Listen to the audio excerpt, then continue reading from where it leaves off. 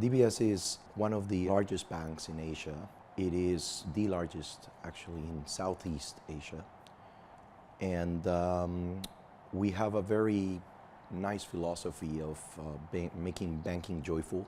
Everything we decide is through data. Our data-driven operational model is another key contributor factor of what we have embedded into DBS's DNA. Data in general is used large variety of complexities, whether it's fraud detection, whether it's providing value to our customers on their DG banking app, potential investment opportunities. As an organization, I'm an executive director, but I am a regional head of infrastructure automation and what we call enablement of AI.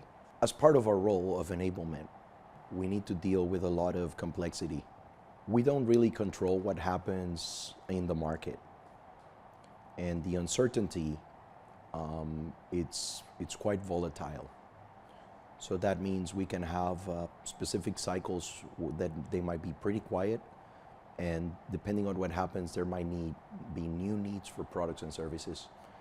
And that actually has a true uncertain demand of jobs or creating new models to get new insights out of the data we're generating. Today, we're higher than 40,000 plus jobs running in our data platform. We're also in the tens of thousands of machine learning models.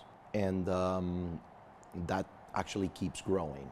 We today have exponentially grown almost 100 times what we used to run 5 years ago.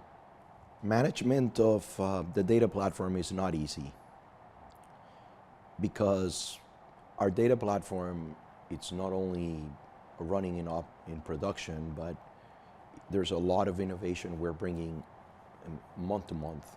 Sometimes innovation is a disruptor of stability. So how we balance that and how we introduce change is quite important for us.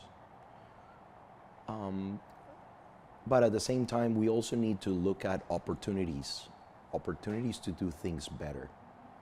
We have journeyed with many products to help us in that journey of improving things. One of those products that has demonstrated value in generating hours of toil, non-deterministic tasks performed by engineers because of repetitive incidents,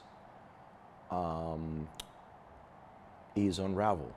In Unravel, our system performance engineers have a source to look and identify of areas of improvement of our current operational jobs. And by driving that efficient, we prevent growth from adding additional compute capacity where we don't really need it.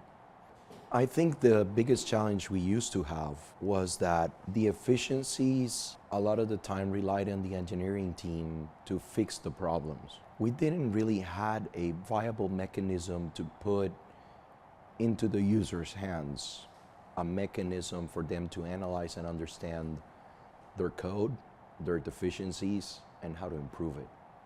By leveraging Unravel, we've been able to actually expand that possibility and put an analytical tool in the hands of business users to evaluate themselves before they actually do a code release. Giving them the tool in their hands gives them a lot of additional insights they can use to learn. And two, it puts a lot of more responsibility into how they're doing their job. I think Unravel today has potentially saved several hundreds of thousands of dollars in additional compute capacity that we could have provisioned if it wasn't there. We're headed into a very big transformational year for us. We're moving more and more into of some sorts of data mesh. We're moving a lot into a more containerized world. Unravel today is part of that journey. So we do expect that we're going to get the same level of return we've gotten so far, or even better.